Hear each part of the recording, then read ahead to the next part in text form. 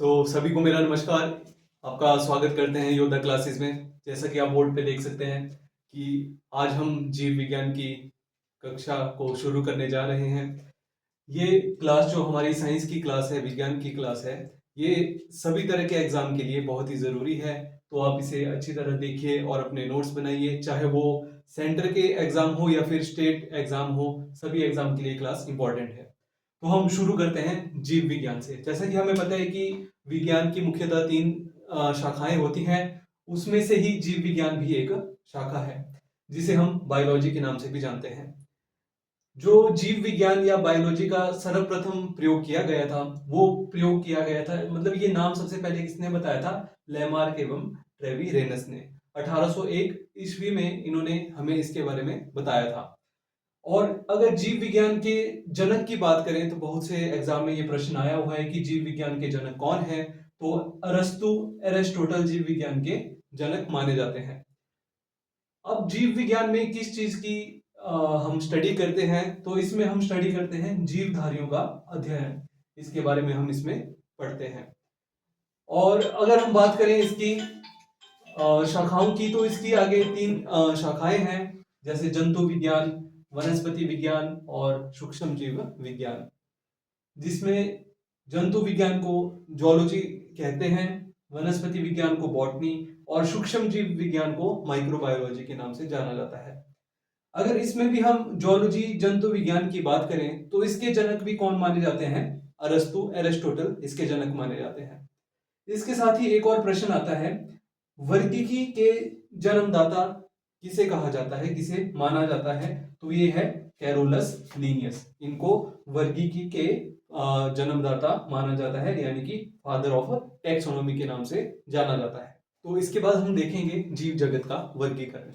तो जीव जगत के वर्गीकरण का जो इतिहास है, उसमें बहुत से लोगों ने अपना अपना मत दिया, उसके वर्गीकरण को करने का प्रयास किया। तो जिसमें सबसे पहले जो प्रमुख नाम आता है वो आता है अरस्तु का। इन्होंने जो जीव जगत का वर्गीकरण किया, तो इन्होंने उसको दो समूहों में बांटा।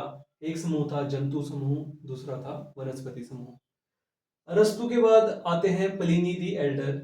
प्लिनी दी एल्डर ने एक पुस्तक लिखी जिसका नाम था हिस्टोरिया नेचुरलिस। ठीक है, इसमें इन्होंने 1000 पौधे तथा उसके जो आधुनिक वर्गीकरण था उसके बारे में उन्होंने उस सब अपनी किताब में बताया। फिर उसके बाद आए जॉन रे। जॉन रे ने भी एक किताब लिखी जिसका नाम था हिस्टोरिया जेनरलिस प्लांटेरम। इसमें भी इन्होंने 18,000 से ज्यादा प्राणियों व पादपों के बारे में हमें बताया। फिर जॉन रे के बाद आए कैरोलस लीनियस। कैरोलस लीनियस अपनी एक पद्धति है जो बहुत ही प्रचलित है, जिसका नाम है द्विनाम पद्धति। इसके लिए इन्हें जाना जाता है। हमने पहले देखा था कि कैरोलस लीनियस जो थे, इनको फादर ऑफ टैक्सोनॉमी भी कहा जाता है। इस द्विनाम पद्धति के बाद इन्होंने एक पुस्तक भी लिखी जिसका नाम था सिस्टेमा नेचुरी। इसमें इन्होंने जो संपूर्ण जीव जगत है उसको दो वर्गों में वर्गीकृत किया। एक था जंतु वर्ग, दूसरा था पादप वर्ग। अब हम आगे देखेंगे कि किस तरह से वर्गीकरण हुआ। तो जीव जगत के वर्गीकरण में हमने अभी अभी देखा कि कैरोलस लीनियस ने एक पद्धति हमें बताई थी जिसका नाम था द्विनाम पद्धति, जिसको हमने बाइनोमियल सिस्टम ऑफ नोमेनक्लेचर के नाम से भी जानते हैं।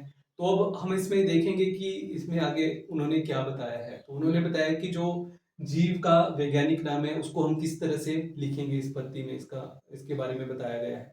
तो इसमें मुख्यतः दो चीजें रहेंगी, उसका जीव का वंश और उसकी जाति। वंश मतलब उसका जीनस, और स्पीसीज कौन सी स्पीसीज से वो जो हमारा जीव है रिलेट करता है।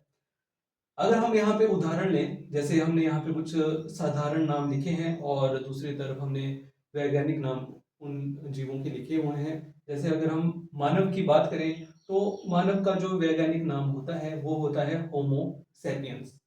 ठीक है, इसको हमने इंग्लिश में भी लिखा हुआ है।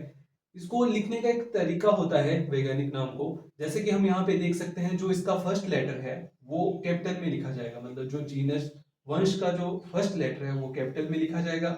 उसके बाद कुछ गैप होगा, और जब हम उसकी स्पीसीज जाति लिखने जाएंगे तो जो फर्स्ट लेटर होगा वो स्मॉल में लिखा जाएगा। तो ये इसको लिखने का एक तरीका है, इस तरह से हम इसको लिखते हैं।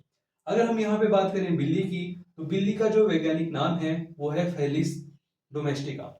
ठीक है, यहाँ पे जो डोमेस्टिका, यहाँ पे जो स्पीसीज आ रही है, ये हमें बता रही है कि जो बिल्ली है किस तरह की स्पीसीज से रिलेट करती है। जैसे डोमेस्टिक का मतलब होता है घरेलू तरह की बिल्ली, जो हमारे घर के आसपास हमें देखने को मिलती है, तो उस तरह की बिल्ली का ये वैज्ञानिक नाम है। उसके बाद आता है गाय। गाय का जो वैज्ञानिक नाम है वो आप देख सकते हैं क्या होता है, बॉस इंडिकस। ठीक है, तो यहाँ पे इंडिकस भी हमें बता रहा है कि ये इंडियन तरह की प्रजाति की कोई गाय है। आम, आम का जो वैज्ञानिक नाम है वो है मैंजीफेरा इंडिका। ठीक है, तो इस तरह से और भी बहुत सारे नाम हैं। यहाँ से प्रश्न बनता रहता है कि इसका वैज्ञानिक नाम बताइए, और इसके आगे भी हम पढ़ते रहेंगे। हमारे साथ जुड़ने के लिए बहुत बहुत धन्यवाद।